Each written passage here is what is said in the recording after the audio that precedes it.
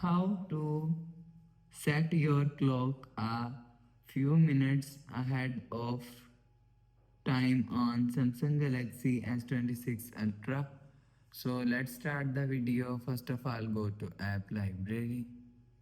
Now here, so click on settings app. Now in settings, scroll down and click on general management. So you will see general management is here, so click on general management. Now here, so click on date and time. So after click on date and time, so turn off automatic date and time. So after turn off this button, you will see date and set date and set time is here. So if you want to set time, so click on set time. So you will see, so set time from here.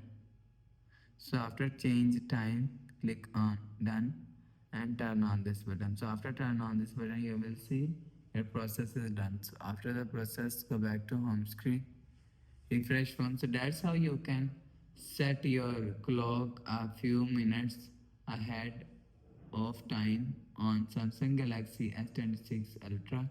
So if you like the video, please subscribe. Thanks for watching.